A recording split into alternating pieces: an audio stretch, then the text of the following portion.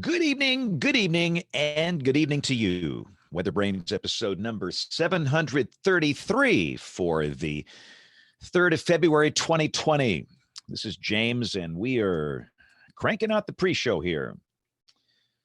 Magical time of the program where we do three things. We share boring personal stories, humorous anecdotes, and we say outrageous things.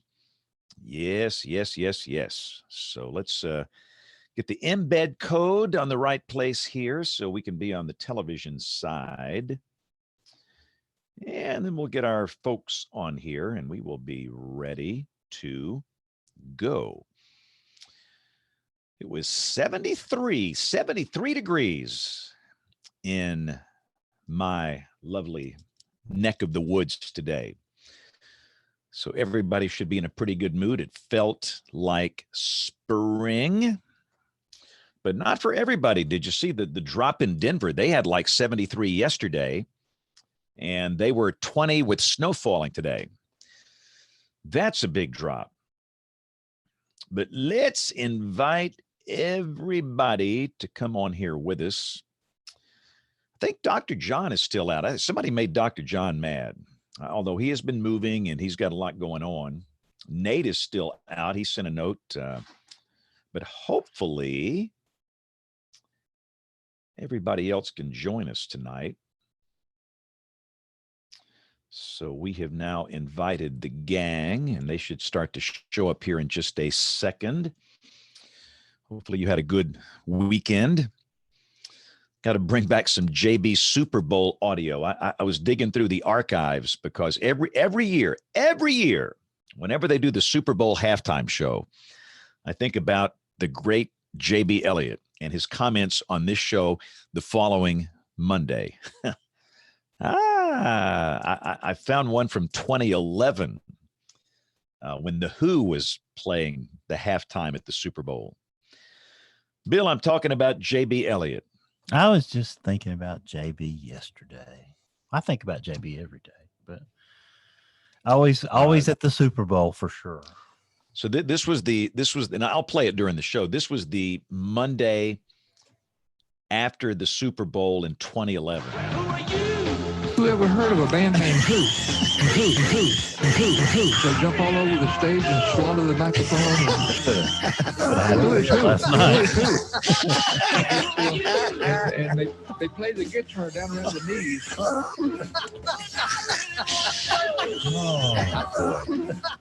Who is who? Who is who? JB would have had a heart attack last night. And really, every Monday night was a classic because apparently JB would do this show with the TV set on in his office, and he would have it tuned in to my channel, which is the ABC channel. And every Monday night we had Dancing with the Stars for years while we did this show. In fact, I think we still have that show. And he would do live commentary on the Dancing with the Stars program as the show is in progress. Y'all second thought he may have liked last night's Super Bowl. You talk about those half-naked ladies, and he might have had a fit. Yeah, who knows? But gosh, some of this stuff is just so funny. Here's one of my favorites. JB, did you see this one today? Indian girls plow fields naked in attempt to bring rain. No, I didn't see it. Now you've never done this, have you? During a drought? Yes. You have plowed fields naked. So hot. 16, and I was just so hot. It was the 1952 heat wave. I was just so hot. I was just so hot. Just so hot. Turn all that off because our guest may leave. So hot.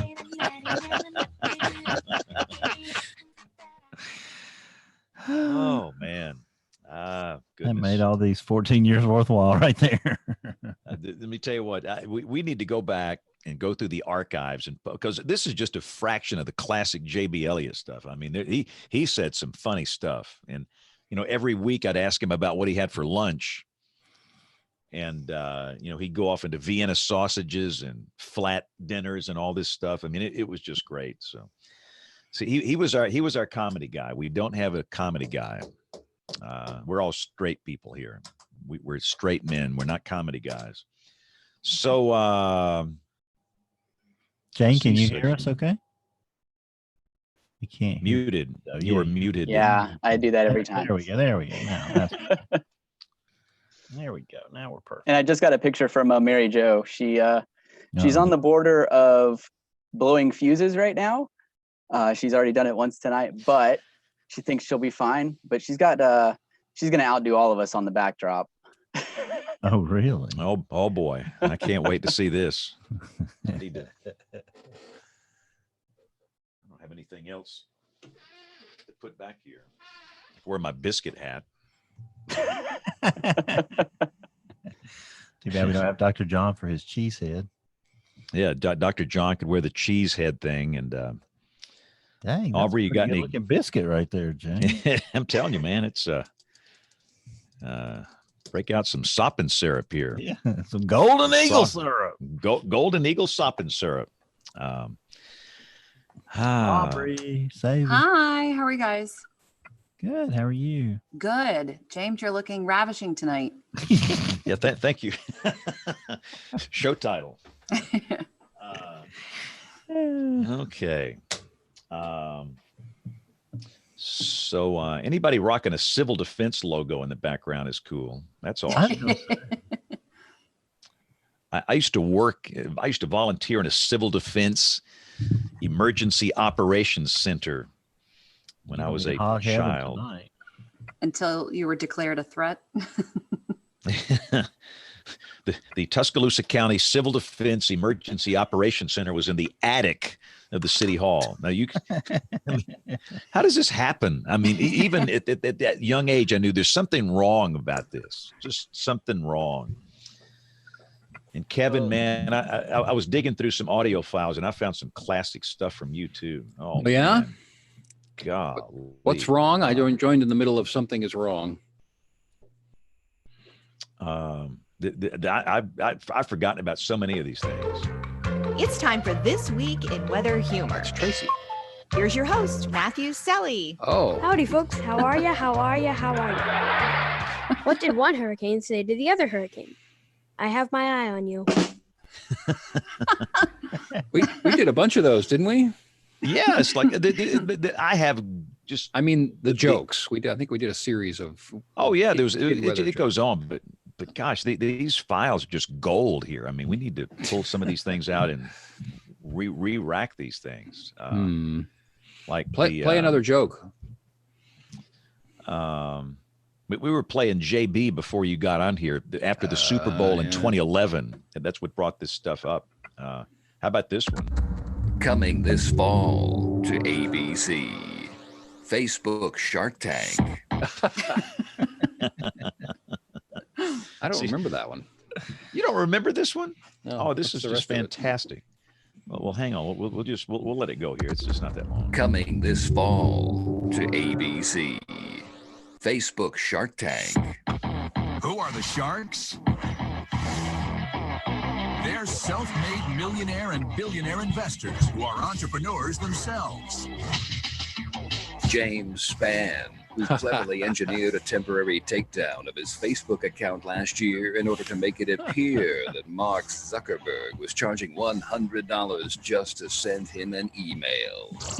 Brian Peters, who made billions franchising a certain top secret fried chicken recipe.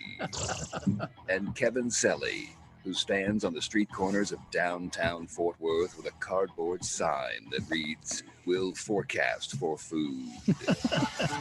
Facebook Shark Tank, Mondays on ABC. I'm just not right, am I? No, you're clearly not right.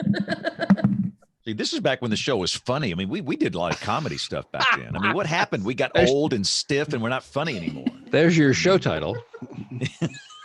Back when this show was funny. Oh, okay. I've got two of them in my head that I just haven't done. They take a certain amount of effort. Of course, Matthew's at college now, so I lost my voiceover guy. Aren't you under like a heavy snow or an avalanche warning or something, Kevin? That's why I'm here, is for you guys to tell me what the forecast is, so I can go on TV. I mean, you're like in ground zero out there. This thing. I mean, yeah, that's very exciting. I know. So, do you? How much snow is Wichita Falls going to get? Let's hold it for the show. Let's hold it for the show. Well, it because won't be funny though. We want this to be on the record. So if you're right or wrong, it's on the record. What's the mood down there in Wichita Mary Jo, Falls? can you hear us? I can hear you. Can you hear me? Yes. Okay. I wish I had a cool background like that. Wow. It's a curtain. Beat all of us. Another show title. Yeah, that is a show title. I thought that was the end of the show, is the curtain. We haven't. We haven't started yet, so I could just hear Rodney Dangerfield saying it's a parking lot. Yeah. Welcome to WeatherBrains. It is TV time. It is now 30 minutes after the hour. We have joined in a simulcast with our friends watching on television, so we can get this thing started here. So let's hit record track 1, record track 2, and here we go in 5, 4, 3, 2, 1. Hey, this is WeatherBrains, episode number 733. This is the weekly show all about weather. This is for the 3rd of February, 2020. And we are glad you are here with us the Monday after the Super Bowl. Kevin, did you watch the Super Bowl last night? For the most part, no. I did have to work because we have a Fox affiliate, and they want all the weekday people for some reason to work Sunday night. So the short answer is no. So you're saying you're kind of a big deal. That's definitely not true. Someone appears to think so, I think. I don't know. No, I mean, I came and worked, and I don't know. I didn't have a dog in that fight, so I didn't really. I don't know. Yeah, I thought we start the show. I want to go back in the Wayback Machine. I want to go back to 2011. 2011, the show, the Monday night WeatherBrains episode after the Super Bowl. 2011, the halftime show in 2011, The Who. And one of our listeners sent in this classic bit after one of JB's rants that night. Who ever heard of a band named Who?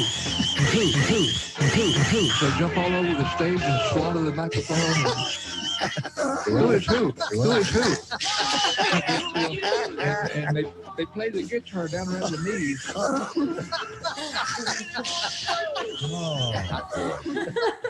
Who is who? Who is who?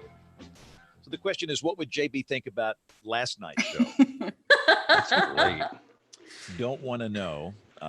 So Kevin, you let's just get you up front here. Let's put you on the spot. You're under a winter storm watch. A winter storm watch. Yes. So how much snow will fall in Wichita Falls, Texas? Well, that's why I'm here, so the panel can tell me, because I have a show to do in about an hour and a half, and I'm having a clue. So you guys tell me. Well, let's go up the road to Norman. So Kim, you're in the same winter storm watch. Any thoughts for Kevin, please? He needs help. For Kevin or for Norman? I have to admit, no. This is for Kevin, not for Norman, but for Kevin. Yeah. Wichita Falls, Texas. If we're going to create our own WeatherBrains ensemble, I guess. Exactly. I'll hedge. We're all a member. Yeah. We're all a member. We're all individual members. All right, that gives me a lot more confidence because it's not all riding on my single deterministic forecast. So Yes. recognizing I'm just merely a member of the ensemble. From the non-forecaster. Right? Yes. 5. I'll give you 5. 5 inches of snow. Okay. I like it. Ooh. So, in Norman, Kim, how much snow there? Man, I mean, I've just been checking some of the model updates, and they're edging. The mean ensemble means are going up. So I had been thinking 1 to 2 because I'm sort of a pessimist about these things, and now I'm more anxiously like 3.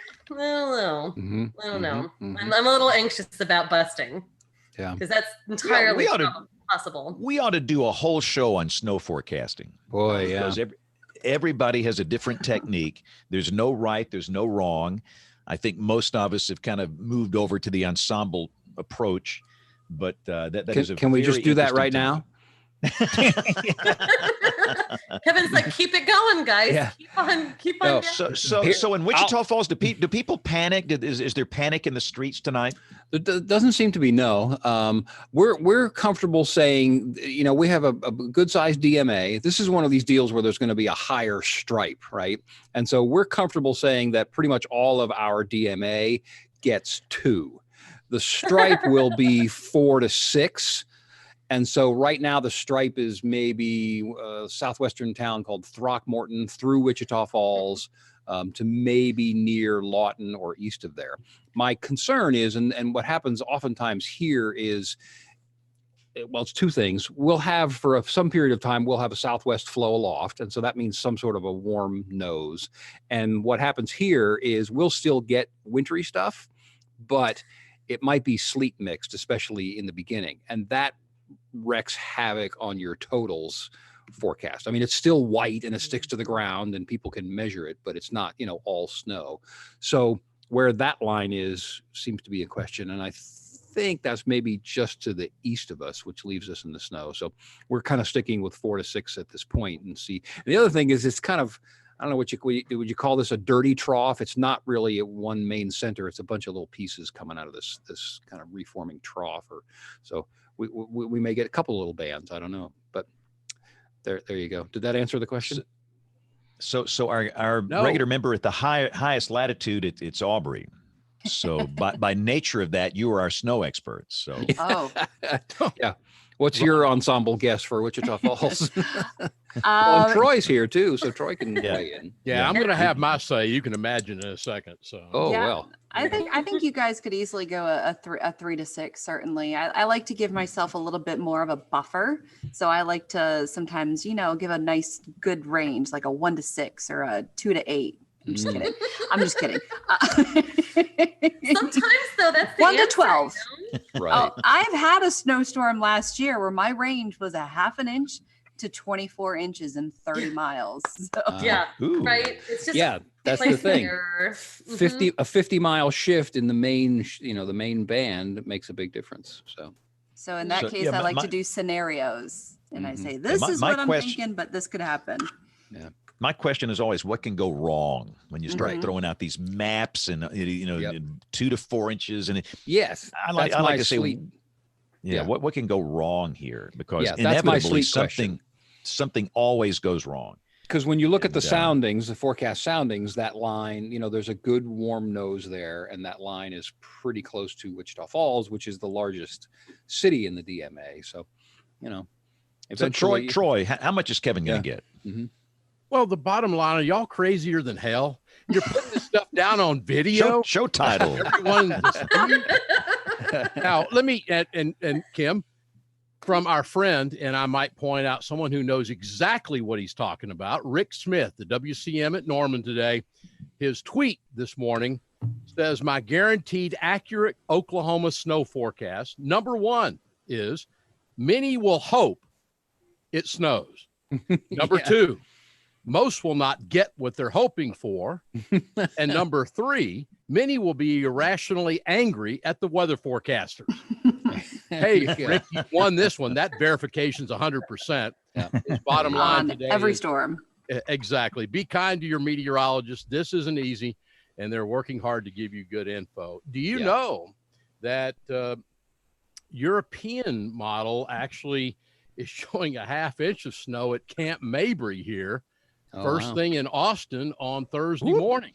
On the tail end of this thing. So there's no way. As far as I'm concerned, the sun will be out Thursday here and it'll be 54. Yeah, the sleet thing. I have seen the sleet thing be a problem on totals here just a number of times because I've been here 5 years. So that's going to be a bugger.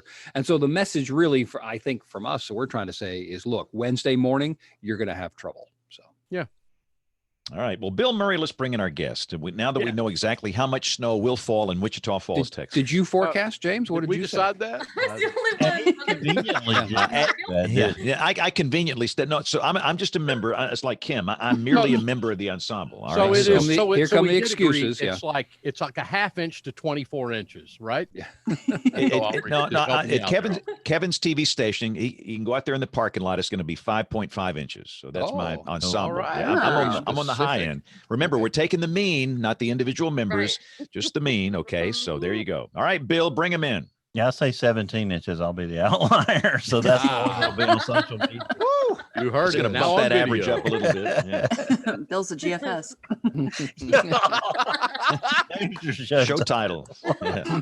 That's clearly That's a show funny. title. Yeah. Well, everyone, tonight's Guess Weather Brains are the suggestions of, well, tonight's first Guess Weather Brain. But when you have these kind of qualifications, it's easy to end up being nominated when you write in. So tonight, our first Guess Weather Brain is an emergency management specialist with the Atlanta Fulton County Emergency Management Agency. He's worked with in Atlanta for over 5 years. He is also the chair of the International Association of Emergency Managers Emerging Technologies Committee. Shane Spagarowski. And I should have close enough. Spagarowski. I was close. I should have practiced that. Welcome to Weather Brains. Hey, you got most of the syllables and consonants. You're doing pretty good. Yeah, I just got on that thing, and it was kind of like being on a slip and slide for a minute. Come on, Urbanowitz should have given you a good practice for that one. Wow. Yeah, but I had that one down a long time ago. You got all kind of cool things behind you there, Shane. Tell us about your job real quick, because I know we want to get Mary Jo in here because she's going to have to leave a little early. But after all this fun, she may have already left. I don't know. I wouldn't blame her.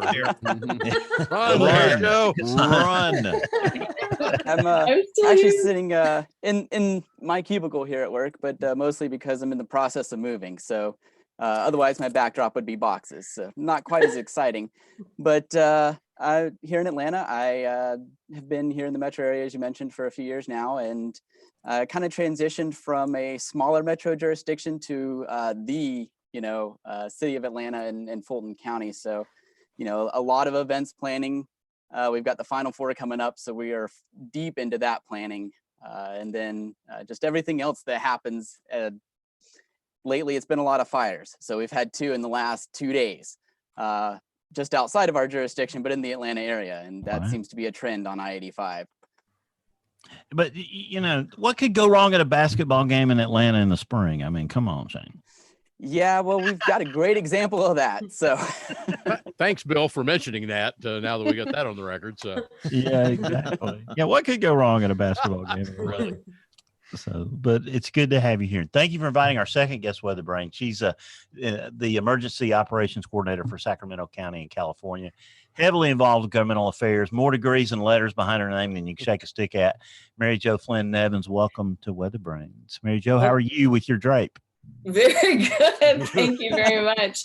I'm really just hiding the rest of my house back here. So it's instant cleanup. There was this huge buildup because Shane said, she's going to have the best background of everybody. And we didn't know what you were going to come back with. Yeah, a blue curtain. It works. Hey, it looks like she's on the Tonight Show. Right? Tell us about your job real quick, because yours is a little bit different, Mary Jo, right? Well, I am primarily responsible for training, exercises, and planning. And then, of course, when we activate the EOC, responsible for coordinating a lot of the activity that happens. I think probably our biggest activation so far has been in 2017, when California had about 30 different atmospheric rivers come in about 30 days, 60 days-ish.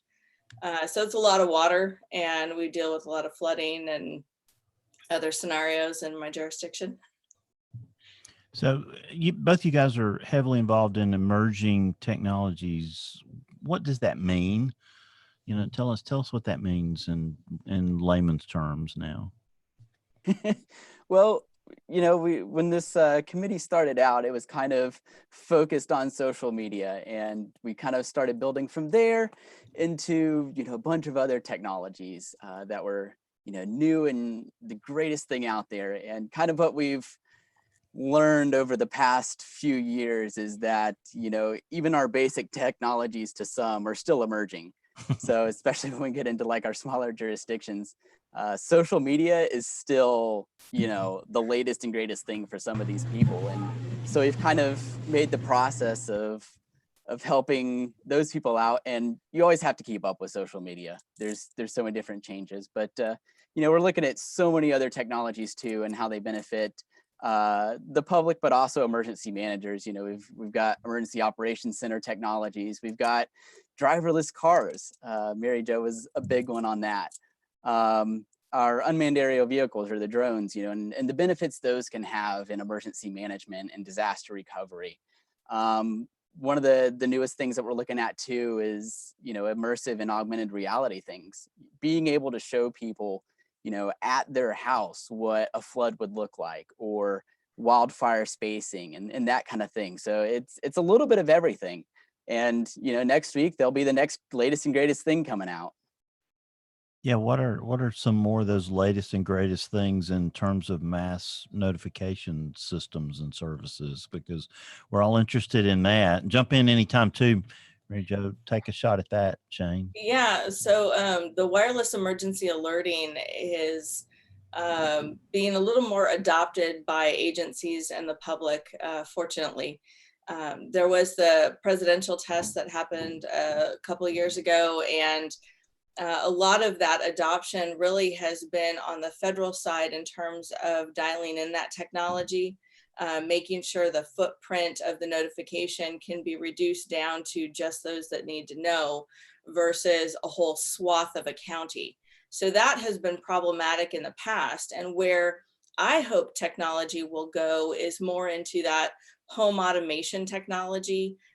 Your Ring doorbell is now alerting you to crimes and information in the neighborhood. What if it's also alerting you to the wildfire that's several blocks away? The smart smoke alarms technology exists today that people can install in their homes. And then using computer technology like If This Then That, which builds applets that can detect information coming in and then make that device do something. You can do that with the smart smoke alarms, and currently you can do that with the Hue light bulbs. So if you received a notification and programmed it through If This Then That, you could actually make your light bulbs in your house turn red to do a notification, which enables not only the people who programmed it, but potentially people with disabilities or access and functional needs who need additional types of communication to be notified of disaster. Well, I always get yelled at by my 12-year-old because I go upstairs to his bachelor pad and he's got those Hue lights everywhere. He's walking right outside my view right now.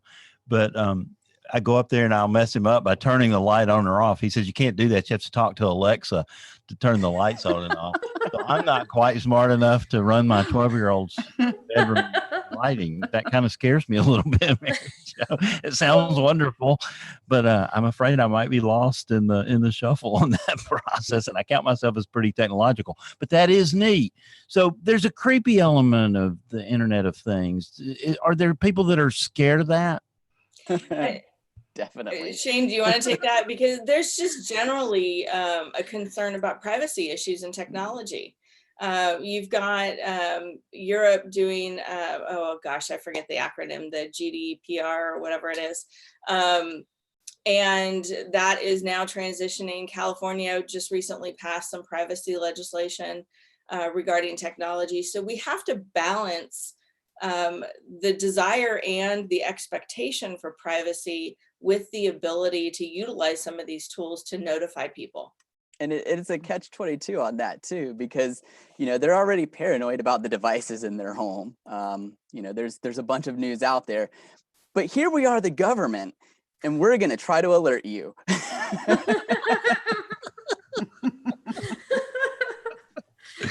You're from the government. You're here to help. Yeah. Shane and Mary Jo, Troy here, got a question for you. First, I actually got a couple, but number one, the WEA messages, which from my standpoint, I haven't been overly impressed with them so far. I sometimes think they leave out in the discussions, sometimes some of the folks that you see here tonight, the people that reach out and get that information out to the public. But an improvement's coming up pretty soon in the number of characters that those WEA messages will have, and that'll increase a little bit. I'm a little bit bugged by the fact that we're no longer going to get just standard flash flood warnings by WEA message. That changes. I will tell you, our WFO down here, Austin, San Antonio, has just told us on Saturday in Skywarn that they will probably no longer issue standard flash flood warnings. They'll probably go into where they can assure they're getting the most message out there. But this is going to help us a little bit. The increasing characters, Mary Jo and Shane, I assume are going to help us in getting that message out. The increasing characters make a huge difference. So there's actually research by Dr. Michelle Wood out of Cal State Fullerton and Dr. Dennis Maletti, a professor emeritus from the University of Colorado. They actually studied this rather recently, and they determined the length of characters. Unfortunately, this technology came about before we actually had discussions with social scientists who have since been able to take that character limitation, study it, and give us some advice on the best way to structure that message. Right. And it makes a difference whether you structure it as a 360 character message, or for those people who still have older model phones, they can still only receive 90 character messages. So as emergency managers, we've got to do double duty, alert both ways. And it's definitely a challenge because, you know, as Mary Jo said, to send out an alert now, we do actually have the 360 characters, but that's only dependent on if the user device can accept that. So we actually still have to send out a 90 character message and a 360 character message simultaneously. And then we also have the ability now to send out Spanish messages, which is great too, except for you have to put the message in Spanish before you can send it out, which most people don't have the capability to do. But the social science is really key on this. And one of the people we've been working with in the committee is Miss Jeanette Sutton over in the University of Kentucky. And she has been really looking at the best way to bridge the social science and emergency messaging and what to put in those 360 characters. Because if you just put the standard message of pay attention to TV and radio, most people aren't going to know what to do. There's no action in there that's actually useful. And that's where I'm going. That content, Kim, and I know Kim's shaking her head up and down because this is so important. But the content of that it can either be used efficiently or totally wasted. Because if we send someone else to, it's like a website that I hate right now that I have to get to the forecast. You got to click down 3 or 4 times. That's foolish.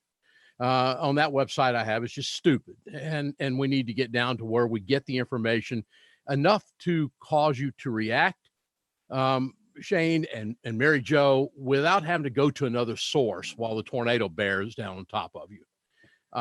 And so I just want to make sure we kind of, in a way, the broadcasters, at least here in Texas, when we discuss this flash flood warning situation with the new WEA coming up, sort of felt like we had sort of been left out. It was sort of a surprise to us that, number one, the standard flash flood warnings, which, by the way, is the second biggest killer of people here in Central Texas, flash flooding, that all of a sudden they're not going to be WEA'd out, if you'll allow that.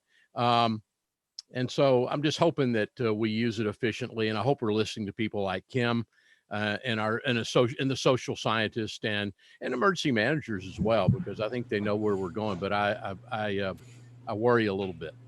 So what is the plan? What is the theory beyond the initial alert? Is there a continuous flow of information coming, or is it only going to be go pay attention to some other source? As an emergency manager, there should be a continuous flow of information from as many sources as we can utilize. So that may include sending multiple WEAs if necessary. It definitely includes, at least in our world now, finally, social media to a large extent. Websites are still a thing. People still utilize that for information, but we've gone from, hey, we're from the government, we're here to help, to, hey, we're from the government, please trust us. We're telling you something that you need to do for your own safety or for your family's safety. And we're challenged not only in delivering that message, but also obtaining that level of trust so that they believe those actions and actually utilize that information to take action. What is your level of concern on the social media side? Because it's my job to pounce on that here. What is your level of concern with the way that data is leaked to people over time via social media? I think you have an opinion on that, don't you, Mary Jo? What's that? I think you have an opinion on that, don't you? I have lots of opinions. So I've been using social media in the emergency management space for about a decade now. And I have seen it evolve quite a bit. The introduction of algorithms have really changed how we do business. There are whole networks of professionals in government who talk about and go to conferences to learn how to do social media better. We have partnerships with the organizations. On Facebook, they actually gave us a tool called Local Alerts. We have a similar tool on Nextdoor that kind of bypasses some of that algorithm and allows us to directly message a portion of our community, which is absolutely valuable. So it's when people receive that wireless emergency alert message, and then they're getting a message on social media and they're comparing the two, they're from the same organization, they contain the same information, or they talk to their neighbor and say, hey, I got this Nextdoor alert, I got this Twitter message, hey, I got this wireless emergency alert message, maybe we should do something. And that sparks action when people can verify. What we want to do as emergency managers, and Shane, step in and comment, but what we want to do as emergency managers is shorten that verification time as much as we can so that they have more time to react. And those algorithms do pose a huge gap on messaging. You know, there's times when we're pushing stuff out that people don't see it until days later. And there's some ways to overcome that, but messaging that is just as difficult. You know, on Facebook, you can make it where they see your post first, but they have to physically take action to do that. They have to go to your page under the little dots there, you know. They meaning the end user? The end user, you know, has to sit there and click, then go to following, and then go to see first, to see your posts first. And that's just not, you know, something most people are going to do. But did I understand you to say that Facebook has given you some sort of override? To an extent. I wouldn't call it an override. There is something that they have tested. Our county was part of the beta test, and then they've rolled it out for agencies experiencing disaster. Usually that's their primary target audience. But it's called Local Alerts, and I can actually post a message as a local alert, and it will give kind of priority messaging within their algorithm to folks who live within my community. And so how does that play if I say, well, I'm a local television station, I want that same access because I have a lot of people paying attention to me, or somebody totally unrelated who decides they have some priority message that they should be allowed to have, that capability as well. I know you can't answer for Facebook, but yeah, well, we can answer some. I don't know their nuances. I do know that they rolled it out to law enforcement and emergency management because we typically have specific messages. It's meant to be that large scale, something has gone really wrong type of alerting, and not the day-to-day, there's a traffic stop at, you know, First and Main. And it's so very what are similar to the Twitter verification is you actually have to be vetted by Facebook. You have to be vetted by their government team. They don't just let anybody do it. But so if I had access to the system, could I then say, okay, I want everybody that's on Facebook in the southern half of Wichita County to get this message at the same time in a timely fashion? Is that the kind of functionality you're talking about? That's the rub, is that all of these things are separate programs, separate functions. So as an emergency manager, I have to prioritize those systems and go in one at a time and post those messages. There is no magic red button, not to trash any other states, but there is no button that sends a message to everyone all at once. So I have to prioritize. My priorities are life safety and wireless emergency alert, will get a notification fastest to people in the palms of their hands with the little computer devices that they carry around with them every day. And after that, I'm going to use my internal alert notification, which is subscription based. So these are the people who tell me they want to learn about disasters in our community. And then I'm going to utilize social media.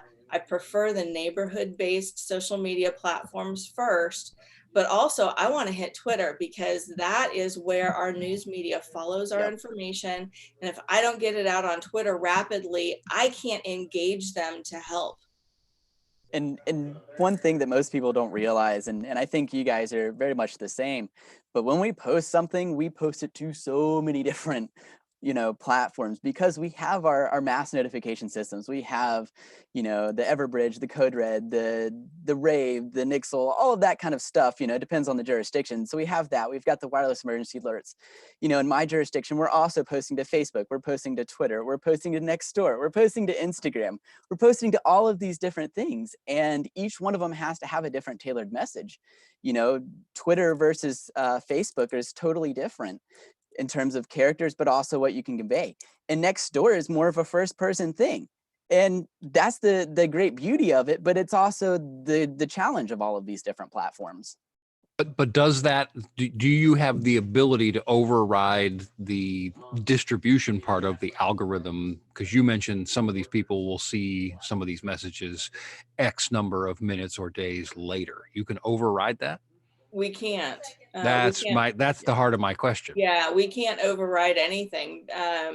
These are private companies. When we're talking about everything from subscription-based messaging through social media, these are private companies, some of which we contract to and pay a fee to, the subscription-based services, and some of which we get to utilize for free. But because we're utilizing those tools for free or at no cost, we are limited just like any other user who uses it for free.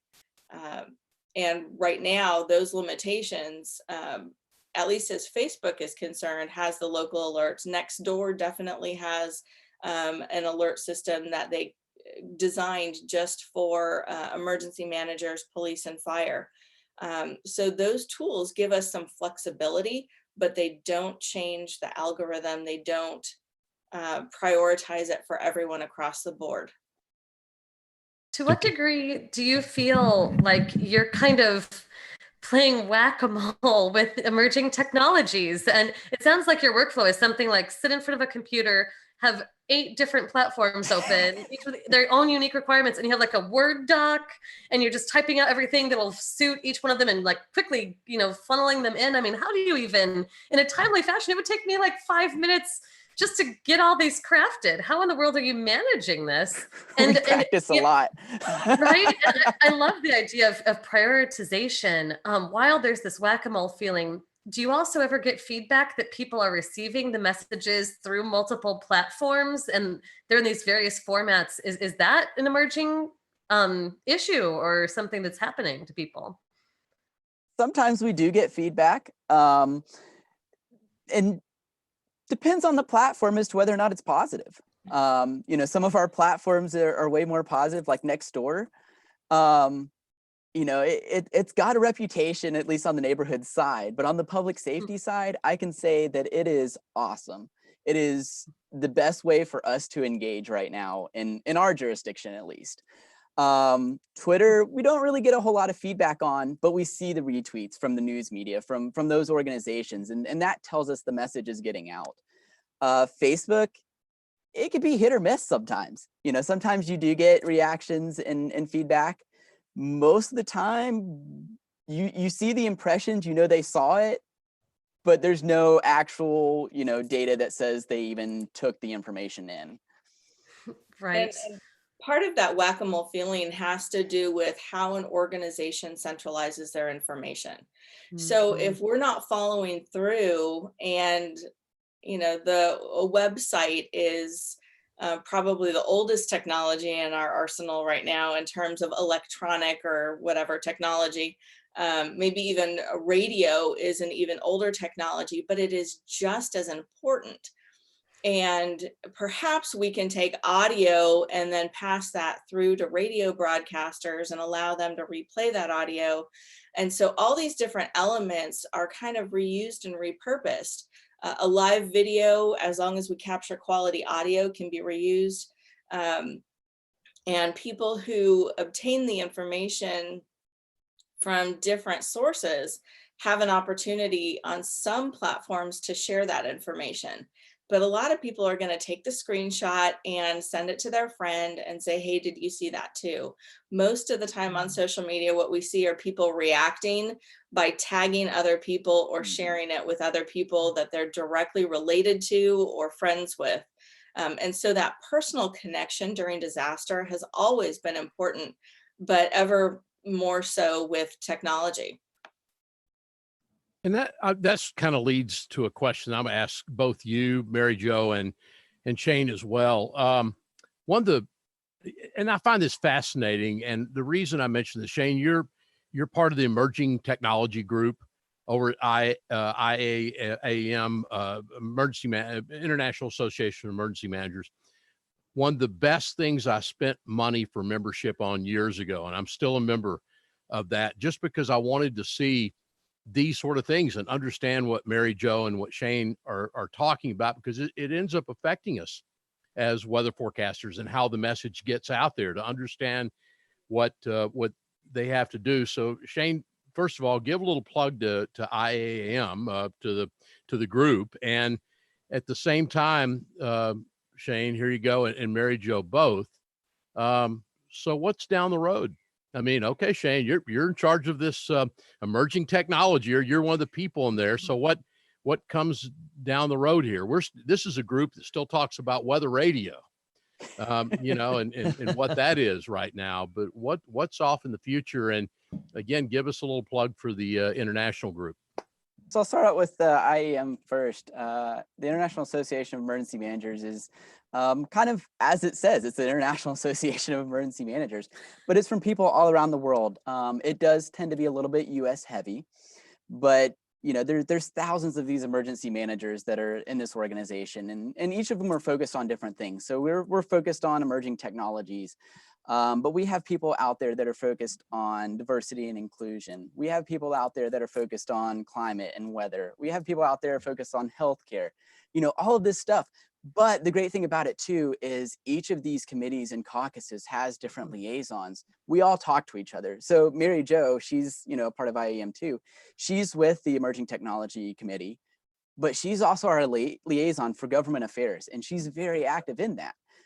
We've got liaisons with diversity and inclusion groups. And the purpose of that is to look at these technologies and how we can include these people that are often not included.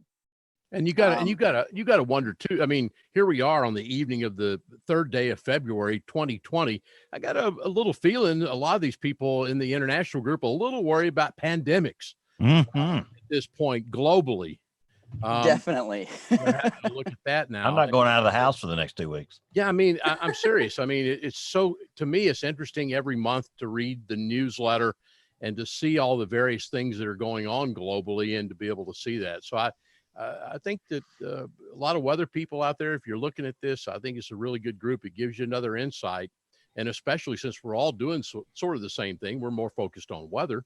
But but weather is going to be probably in most cases what's going to be the biggest danger that Mary Jo and that Shane are going to have to deal with on any given day. I mean, 70% of our disasters are weather related. It's out there. Well, and even then, weather continues to impact disaster. If you have, say, an earthquake in California and then an atmospheric river come in, we have what's known as cascading effects, things that make the situation worse until we can put some kind of order to the chaos. So weather is incredibly important to our understanding of what actions we're going to take to resolve any disaster. So Mary Jo, did you listen to the Big One podcast?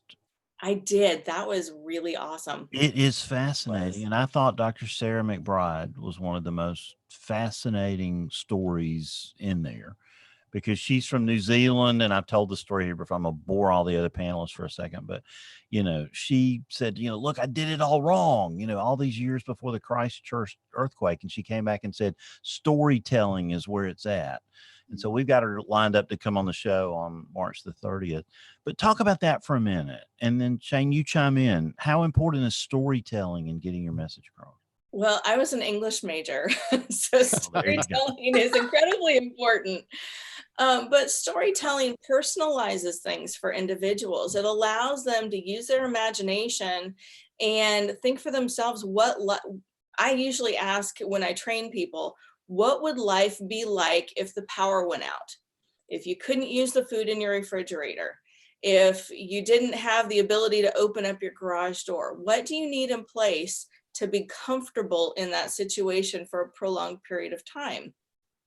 Many of these disasters, and power is the easiest one for me to go to with storytelling, because most disasters impact utilities in some way or another.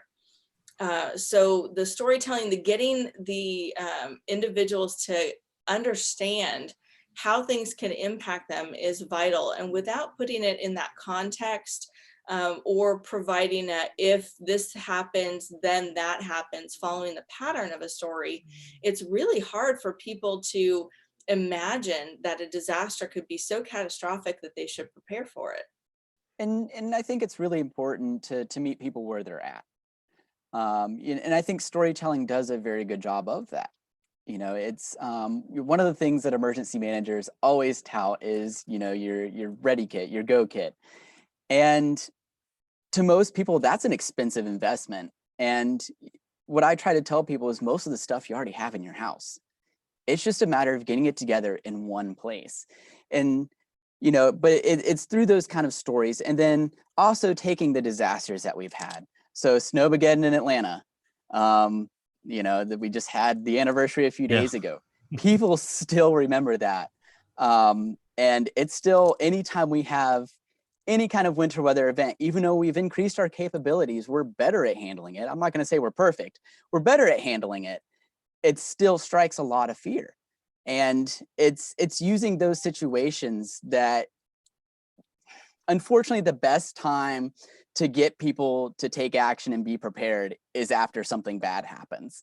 And in emergency management, that's really difficult because we want to take care of them before it happens. We want to keep them, from being a part of the emergency itself. But if I could go back to storytelling for just a second, it is such an ingrained element in our culture. Along the Pacific coast, there is an earthquake zone known as the Cascadia subduction zone. And one of the local tribes, there's a wonderful video, and I can't remember the agency that did that video, but there's a wonderful video of a Native American woman who is telling and relaying this story in her native language about, how an eagle lands and how the water moves inland. And through this storytelling process that has been passed down generation to generation, they described the effects of a tsunami after an earthquake. And that storytelling was embraced by her culture over a number of years. And it's the story that survived, not a historic record with the water amount to this level. It's things that we can find through geology and archaeology well after it has happened, but it's the stories that persevere. Yeah, that's fascinating stuff right there, and really, amazingly powerful and good stuff that we're going to have, coming up here on the show in a few weeks. I'm looking forward to it. Talk about, we talked about WEA and we've talked about weather radio briefly, and Troy's talked about pandemics and storytelling, because I told my wife a story about the coronavirus this morning, and I look up about 11 o'clock and she's pulling in with $400 worth of groceries because I mentioned wow, that really worked. So, hey, there's some power there. But talk about EAS and regular broadcast, and then, all these new cable, satellite, streaming channels, and what are we doing about that, guys? Yeah, I mean, your EAS, that system still exists. You still get the notification on the TV. You still get it over radio. The biggest It's usually my challenge favorite is part of the ball game. The part that Yeah, that's when the EAS goes off the tip. but the biggest issue is how many people still watch regular cable TV? Exactly. How many people still listen to the radio other than maybe when they're driving in the car? And the second part of that is making it relevant for them. Most people, when they see that scrolling bar, when they hear that radio broadcast, especially if they're, transient populations just passing through, they have no idea where they're at, if it impacts them, what county they're in, what city they're in half the time for that matter. And we run into the same problem in emergency response when somebody calls 911 and says, I'm here, and, there is not anywhere near where they actually say. But we've got some new technologies coming out. The ATSC 3.0 is going to be really big in that. And the READY Act is as well. Mary Jo, I'll let you talk on that. Well, the READY Act is from Senator Schatz in Hawaii and Senator Thune, and basically allows for some streaming technologies to be implemented and studied. So beyond the AWARN Alliance and those technologies that Shane just mentioned, interrupting Netflix. If people are not watching broadcast TV in the unplugged world with a traditional TV antenna, we need to catch them on those streaming services. And so that legislation is looking to potentially impact that opportunity, working with streaming service providers on a way to send a signal. And then the AWARN Alliance has actually studied what that broadcast signal should look like. It also has the potential to be interactive with the end user. So using your remote control, you can actually go through that feed and transition to identifying your evacuation routes, what the time threshold is, and some different pieces of information, which make it really kind of interesting. If we can tag on some of those home alerting technologies or home automated technologies, like the smart smoke alarms and things like that, we can really have a whole approach to basically having your house alert you that there's a disaster coming. And make me a cup of coffee before I hit the evacuation route. That would be but Shane and Mary Jo, God, I hate to bring this up, but let's just say that last night at 7:30, there was a tornado threat in Kansas City. How do you get through to people that the minute you do that and you interrupt something that they're watching, that they're going to come find you and find you now? They're angry. I mean, Kevin can nod at us, from the TV standpoint that we've had broadcast meteorologists who have gotten death threats as a result of going in on sporting events and things like that. And of course, my philosophy is you can't save everyone. And if the bottom line, if you don't want to be saved, then I don't know that I can expend that much time on you. But how do you get around that? And of course, I think it has a lot to do with where we are in this country in 2020 as well. But how do you get beyond that? I mean, we have broadcast Mets that are getting death threats. Well, luckily we don't interrupt things too often. We try not to have disasters and emergencies and stuff like that, generally speaking. But we have the same challenges. When we put messaging out there, we get the same threats. Some of it is related to you're the government. We do deal with the tinfoil hat people. But sometimes people think we're a scam, we're spam, we're any number of those terms to them. Anytime we put that message out, we field so many phone calls in our area that, why are you giving me this? How did you get my number? And the information that we import, they either self-register or we pull the white pages data. That's public information, but that process still happens on our end. Yeah. Well, and one of the things that is really challenging and needs more study is the concept of alert fatigue. And I know that has been studied a little bit with regard to weather notifications, but it has not been studied more broadly in terms of the overarching emergency alerts that you can send, that we can send, that law enforcement is sending because there's local incidents happening, what broadcast media is relaying because they're getting information. Then you get into the radio scanner listeners that are broadcasting and relaying information. So people are getting information from lots of sources. We hope that those sources are consistently our sources when there's an actual threat or disaster.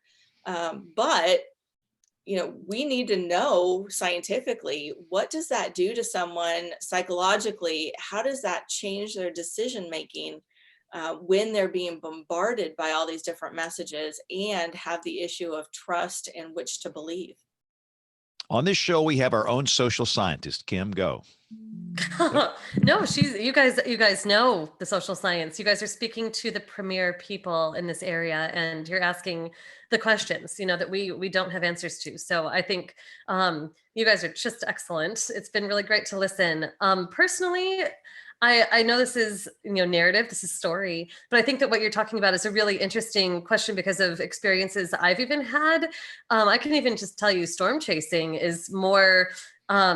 It feels like more imminent doom. Even if I'm right next to a storm, I know what's going on, and I'm getting constant barrage of WEA messages, the flood warnings, the tornado warnings that I never used to get before. Before it was just me interacting with the environment directly, and I was seeking information, and I get things over the radio too. But now it is just this whole environment of barrage.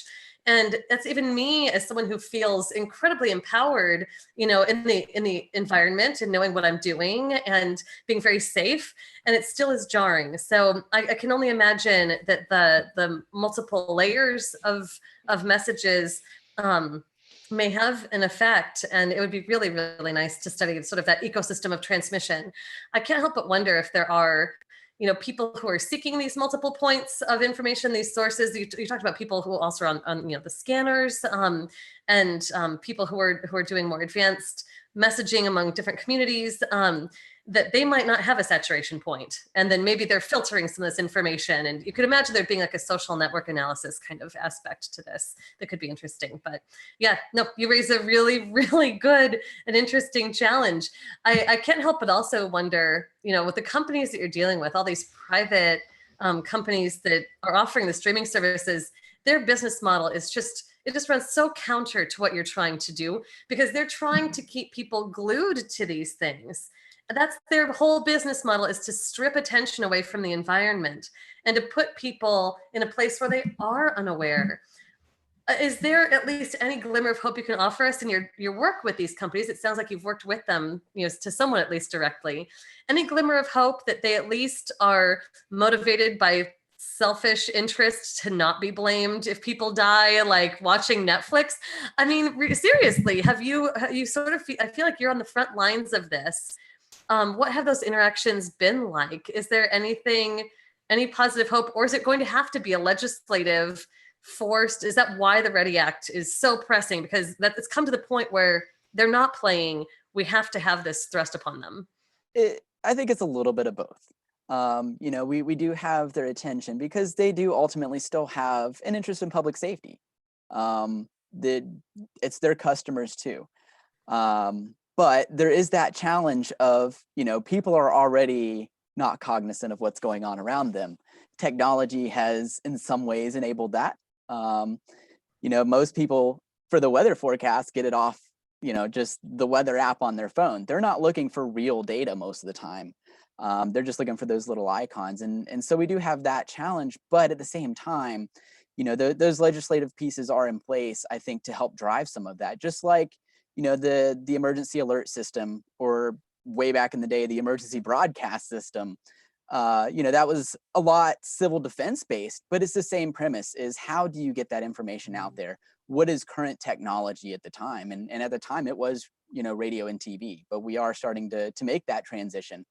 There is the challenge of, even with this, they're probably looking for ways to monetize it. But, if they find a way to monetize it and still reach the people that we're trying to reach, all the power to them. I can see the new promotion for Fox, Troy, because I think y'all are supposed to get hit by a tornado tonight on the latest episode of 911 Lone Star. That's what they could do. Hey, there's a tornado warning for Austin and Bergstrom County, or whatever your county is, Troy.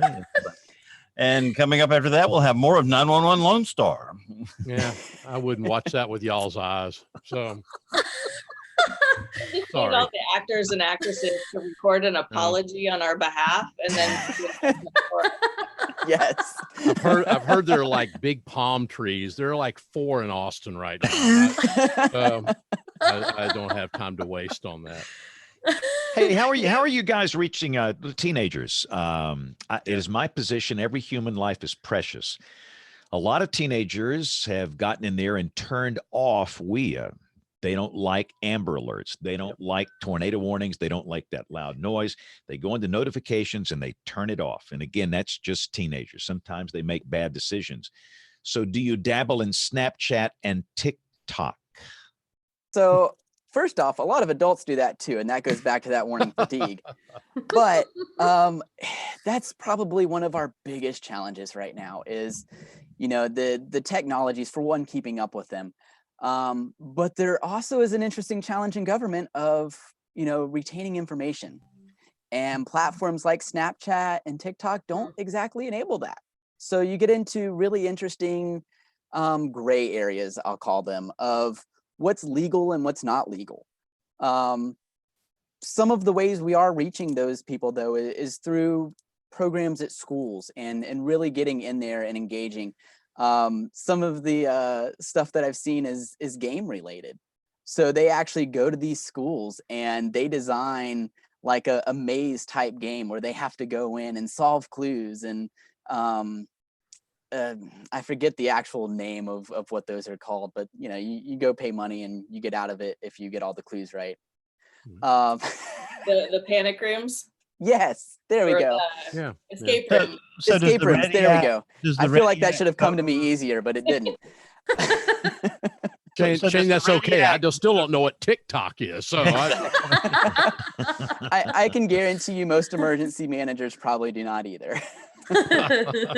Well, Mary Jo, does the Ready Act cover gaming like Fortnite and Xbox and things like that? Or is that I don't know if it does.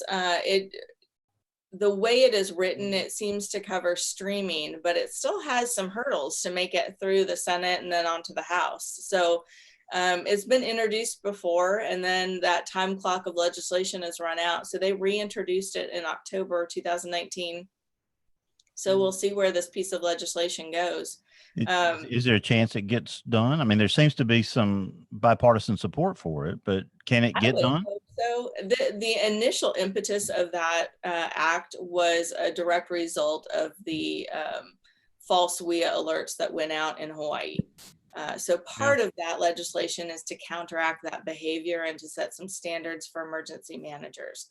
Since that has happened, there is some required testing to ensure that alert originators, which are not always emergency managers, they might be your local dispatcher, but alert originators regularly test on a monthly basis their skill set and capability.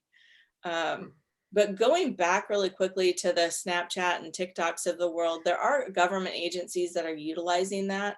But part of our dilemma in government is just market segmentation in general. Marketers are allowed to group people into different elements and then target them specifically.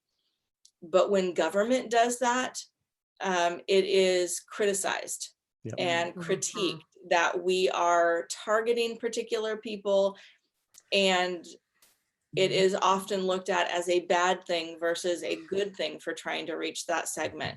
So that is one of our huge challenges in that perception of target marketing that I'm hoping we can one day overcome, but it completely gives us the long road to run in terms of trying to catch up with those different pieces of technology that younger individuals might be utilizing. Mary Jo, I hate to be negative, but that's my middle name, I guess. And Kim too. I wonder sometimes, Mary Jo, if it's going to, instead of common sense and critical thinking don't get us there, that one day it'll take a major disaster to get us there. We're good at that. We're not very proactive in this country. We're pretty reactive when it comes to this sort of thing. So I've got to, Mary Jo, kind of wonder about that, if it takes something big to push us. It usually takes something big. Unfortunately, there are a lot of people who have seen the writing on the wall and called it before it happened, but we just don't listen to those individuals for whatever reason. There is a book called The Cassandras. In Greek mythology, Greek or Roman mythology, there was a woman named Cassandra who was given the gift of sight, and she could predict all these horrible things. But her curse was that nobody would ever believe her. And I feel like that is the living role of emergency management to this day. and it's definitely a challenge because a lot of people don't see the benefit of spending all of this money before something happens. Because, you know, what's the return payoff period on that? Government's there to provide a service. And, you know, unfortunately, most of that service doesn't come until we're reacting to something and trying to recover for years and years and years after. And that's where we get most of our money. That's where we get a lot of our technological developments too. Hey, I got a question from Kevin. Kevin is asking, how can people receive an ATSC 3.0 signal? Is this over-the-air television or other devices? How does that whole thing work? I would need to check with the A-Warn Alliance. I believe it is smart television related, and I don't know that they're broadcasting the signal yet. I do know that the A-Warn Alliance is working with broadcasters to develop some standardization. So I would refer back to the A-Warn Alliance. They do have some documentation on their website, but I can't quote it specifically right now. And most of it's going to be on the provider side of things. So the actual consumer products parsing that data that's being sent out by the streaming services, by you know, the television market or television stations, that kind of thing. So this goes beyond just over-the-air television then? Correct. So let's see, we're coming up on 1 hour here, and I know that you guys have been here for 1 hour. If somebody wants to get in touch with you, what's the best way of doing that for both of you? I think Twitter for both of us, actually. It's too bad that Kevin's not here to share in the glee of that moment. Yeah, what's your Twitter ID? Come on, promote away, guys. This is where you promote your stuff. Go promote it. Let's go. So you can. Oh, go ahead. Okay, you can find me on Twitter at Shane_S, and Mary Jo. I am at Mary Jo FLY. For whatever bizarre abbreviation I decided to do way back when Twitter was so character dependent, I shortened my last name. So I thought that was interesting. You know, but back in 2009, Fly was the way to be. Mm-hmm. That was the decade before that. I want to ask you one thing, Mary Jo. Talk about the Paradise Fire. That was heartbreaking to me. Please. What happened? The morning of the fire when it was outrunning the ability to notify the public. So, and that is one of my deep desires, to get this technology into people's homes. You know, as we're building homes and they are branded as smart homes that are internet connected homes, I'm hoping as Paradise rebuilds, this capability will be with them in the future. But that was just a circumstance of California had been in a deep drought for a number of years. 2017 and 2019 were big water years for us. We are a state that gets about 50% of our water in a couple of months out of the season. And we need to hold on to that water. So that prolonged drought killed a bunch of trees.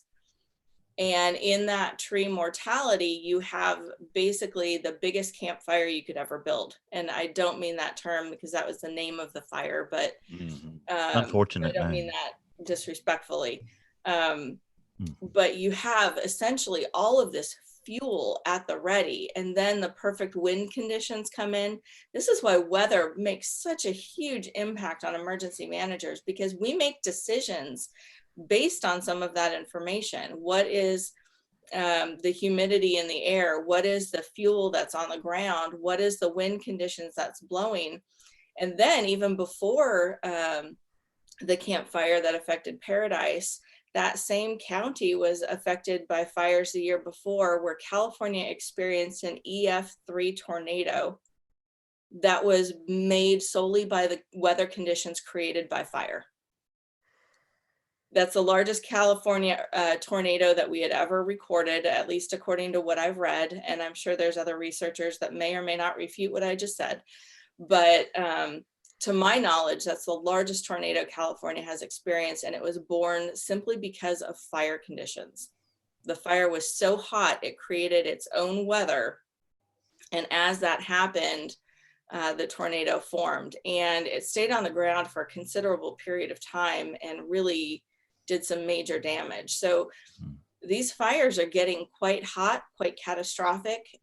We have huge fuel loads in the urban wildland interface zones, otherwise known as the WUIs in California.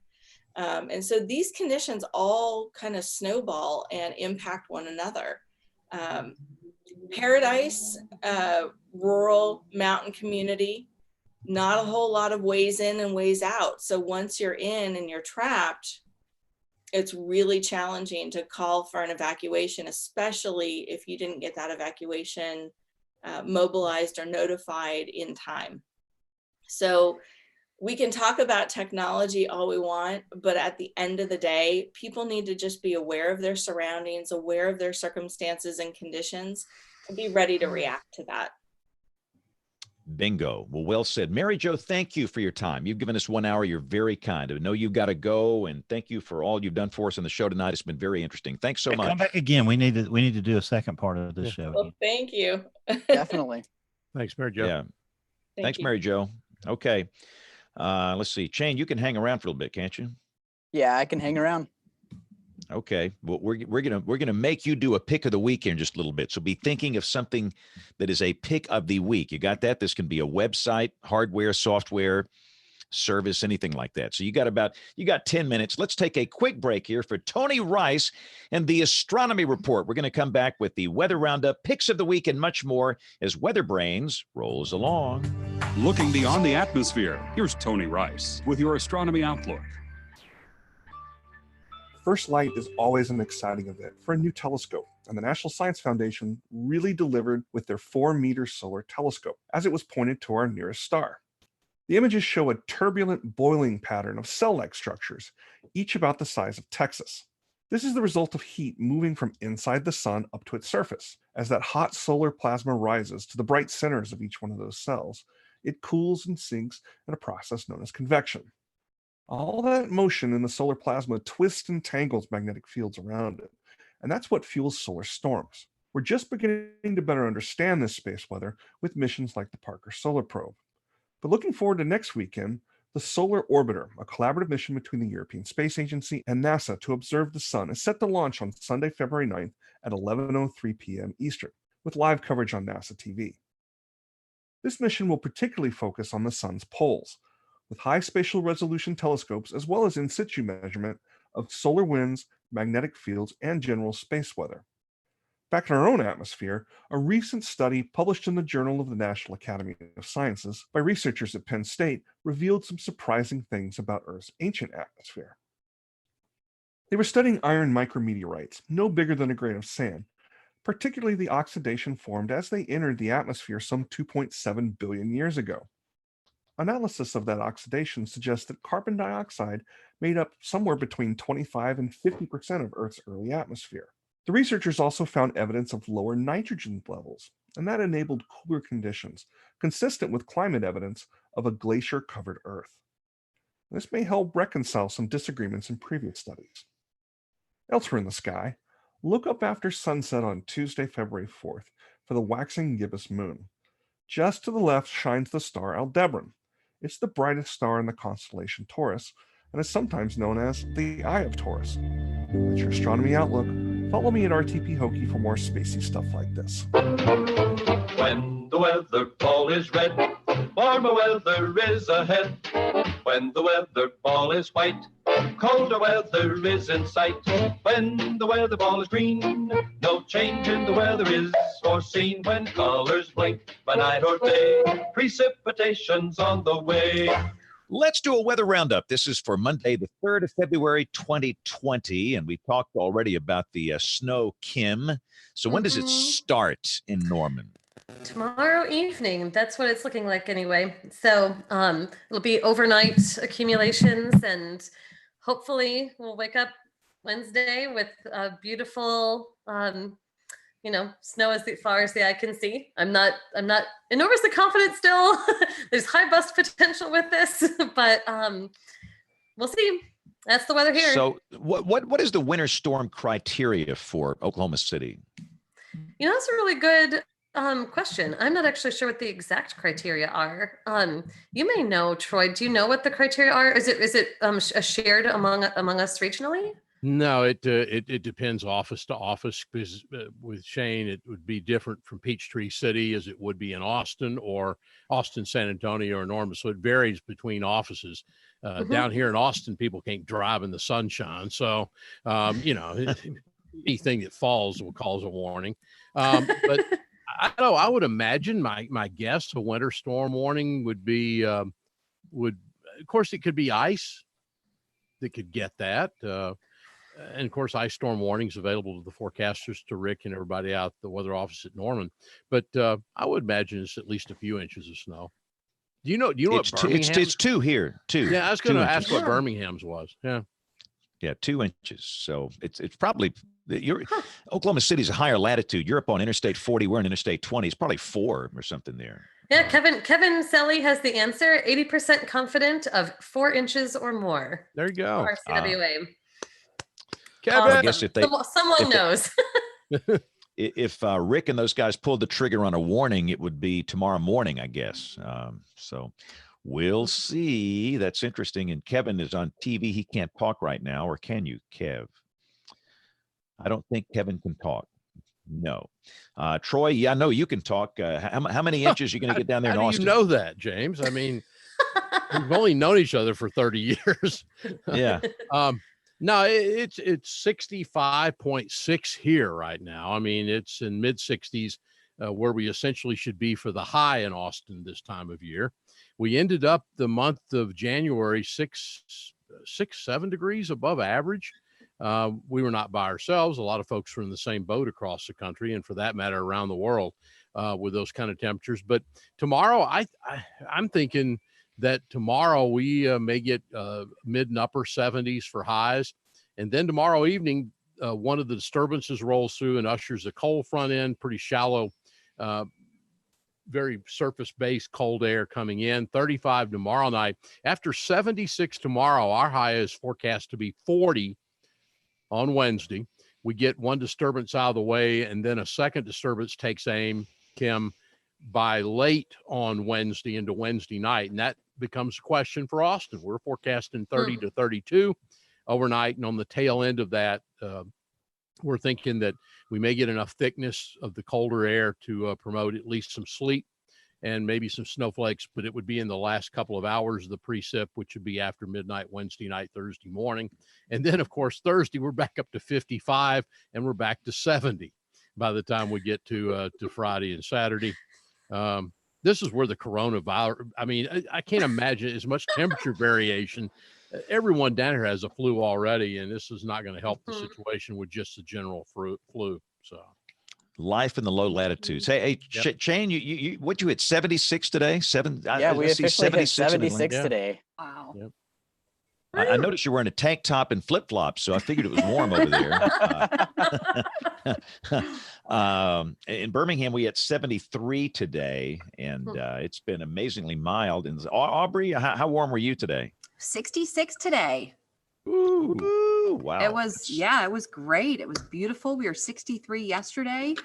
Should be 60-ish again tomorrow, probably low 60s, and then we get wedged. And you So- got to wonder, and we've talked about it before on the show in the last couple of weeks, with all this warmth we've seen, you got to wonder when Mother Nature has a payback.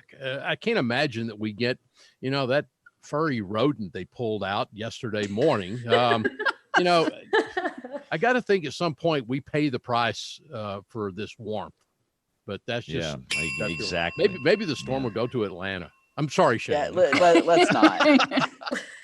But it has to go through Birmingham. But, some of the biggest snows we've had in this market have come in March and early April. Yep. The classic example is the Great Blizzard of '93, which was in mid-March. Yep. And we hit yeah. multiple storms the first week in April, producing 2, 3, 4 inches of snow here. So the biggest storm we had on record is March 5th and 6th, 1962. Wow. 3+ feet of snow. Wow. Yeah. March. So don't think winter's over. We got a long way to go here. Hey, Aubrey, can you do email by any chance? Have you got a second here? I can do it. Well, whoa, that was the wrong button. How'd I do that? Wait, I've never heard that. I need my music. I have never heard that before. Is that the right version? It's like a jazzy version. Yeah, I don't know what that was. This is the right version. Time to check the inbox. We get letters. We get stacks and stacks of letters. All right. The first one comes from Steve Holmes from the, radar last night in Kansas City. The fireworks were picked up on radar. Yep. I saw that tweet from the Weather Service. That was awesome. Just awesome. And this next graphic is incredible. Maybe we can put the link up on the website. This is from Scott Udell, who says, I thought you guys might be interested in this Australian bushfire tracking site. And this site is fantabulous. It shows road closures. It shows, of course, the alerts per area. It shows the firefighting airplanes. It's got a wind overlay on it. It is absolutely incredible. There's a lot of detail on this map. Yep. So that is a great map. This next one comes from our friend Jay Farlow. I heard during this week's episode that you're interested in booking a school administrator to talk about decision-making processes. And Jay suggested Troy Albert, the principal of Henryville High School in Henryville, Indiana, when at about 3:15 in the afternoon, March 2nd, 2012, an EF4 tornado destroyed part of the building. And it looks like, I was going to have Bill make the announcement, but it does look like he is booked now for the show for April 13th. So we thank you for that, Jay. And let's see, Rick from Union, Kentucky gave us a little email that he designed a poster for his workroom and thought that he would share it with us. I'm a probabilistic forecaster trapped in a world of deterministic expectations. Poster. Yeah, that's a good show title. And I like that. All right, that's the email that I have. So if you would like to send us a great email, maybe a guest suggestion, contact information always helps for our guest booking officer. If you'd like to send us a cool link that you found, we love that too. We could always use it for a pick of the week. Email us at email@weatherbrains.com. Awesome. Quick, selfish personal plug here for those in my market in Birmingham, Alabama. Spotter training is Saturday. Brian Peters, the man that looks like Colonel Sanders, will be training. For those that don't know, Brian was on this show for a long, long time. Brian was the WCM, the warning coordination meteorologist at the National Weather Service here for many years. When he retired from federal service, we hired him, and he'll be training. So that's Saturday at the Hoover Metropolitan Stadium in the Birmingham Metro. 9:30 is when that starts. So the annual spotter training is this week.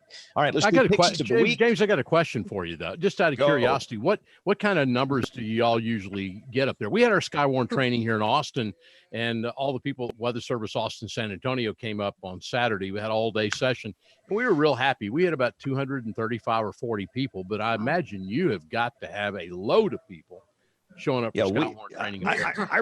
Our biggest session was 750 one year. Wow.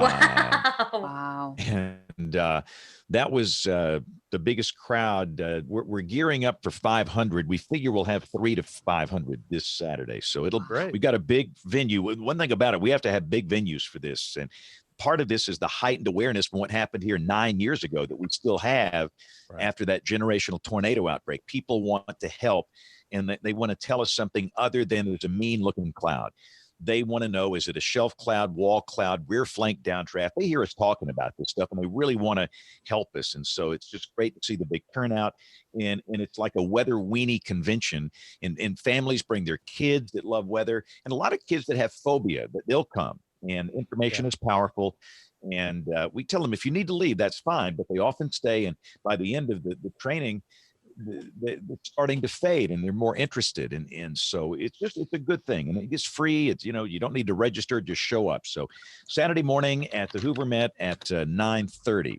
So we got to do picks of the week. I'm going to do mine. And Troy, I'll let you or Kim or somebody pick this thing up. Because I'm the lead of the newscast. We have a severe weather threat here on Wednesday. So my pick, it is a Washington Post piece on a Category 5 winter storm. It is the new Winter Storm Severity Index that is being developed in the National Weather Service.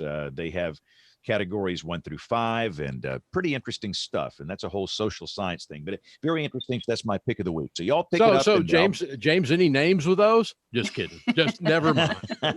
Yeah. Hey, I'm going to hang up and listen. Okay. Mine this week is, I was actually on the phone, I guess, the end of last week with Greg Carbon up at the Weather Prediction Center. And if you haven't been to the new QPF page, which Weather Prediction Center has online, their computer programmers have finally gotten all the QPF stuff in the page that I forward that everyone will see as part of the show notes and be able to see on the website. Actually, some scroll over now with the QPF totals. They're really nicely done on here, and not only days 1 through 7, but days 1 and 2, and then day 1 and 3, day 1 and 5, 1, 7. I have talked to Greg again. This is because I'm an old person. They did the color banding with this.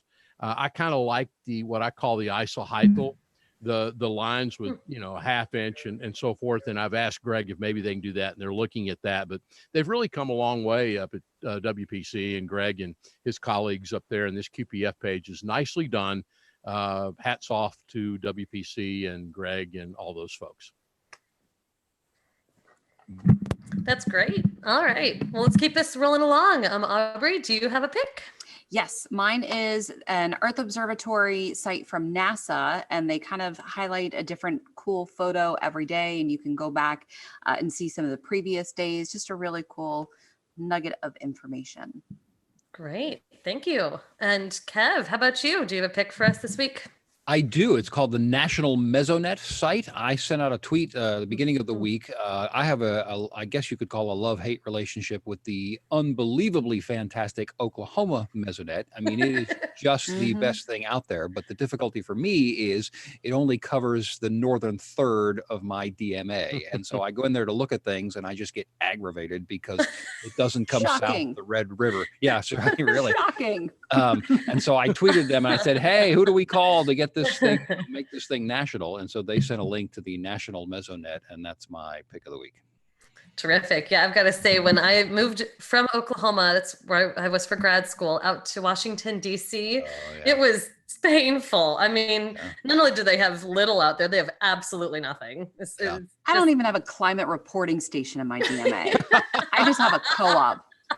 Not even a climate reporting station. It really is something, the value that provides, and the way they've set it up, and the incredible data output. I mean, their app is fantastic. It's good looking, it's clean, it's simple, it's effective, and I really don't understand why the value that it gives hasn't earned some sort of national effort to emulate that across the entire country. But well, you've got to admit, and Kim, I mean, let's give some credit where credit's due. You go back to Ken Crawford, you go back to people back in the past that helped to grow this thing.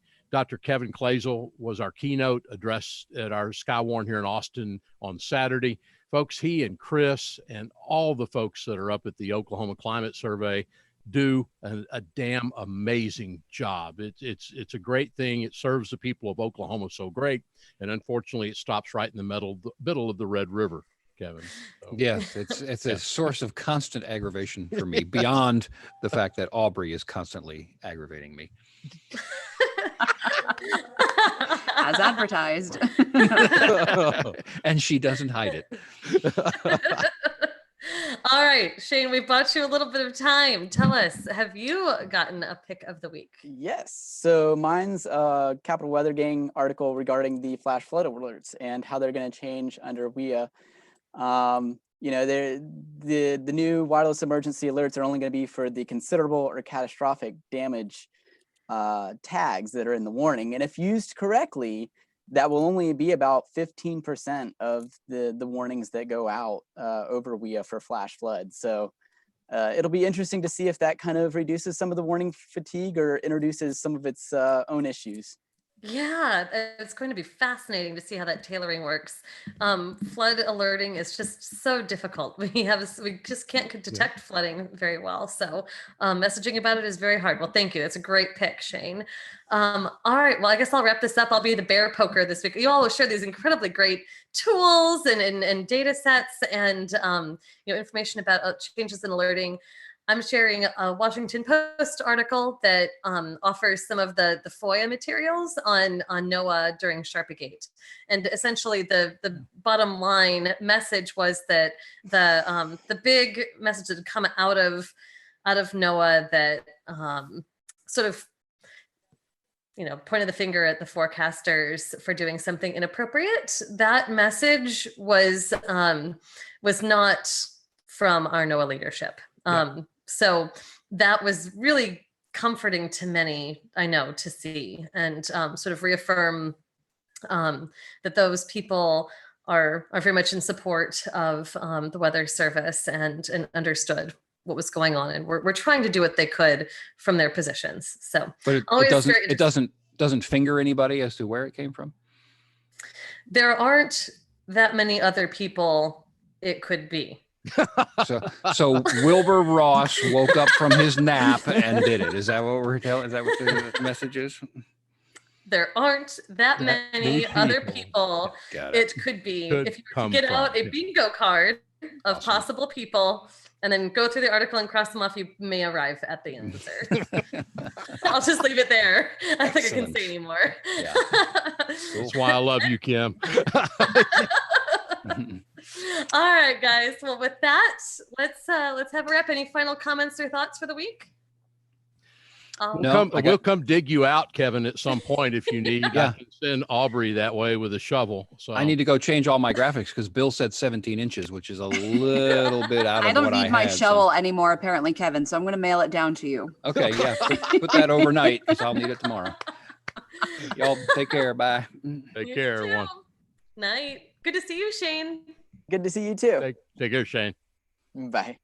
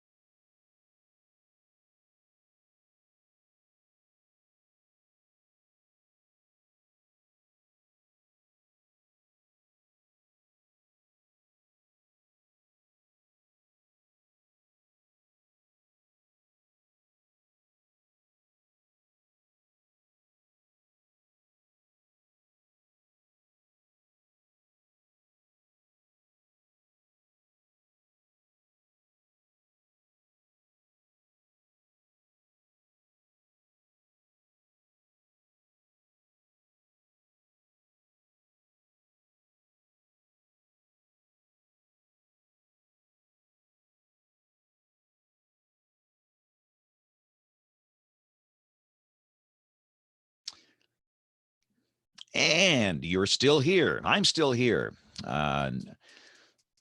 Jumped in here real quick to end this. Thank you guys for watching. Very interesting episode this week. We'll see you guys next Monday night, 9:30 Eastern, 8:30 Central. Thank you all for watching. Have a marvelous week and God bless. We'll see you all next week. Bye-bye.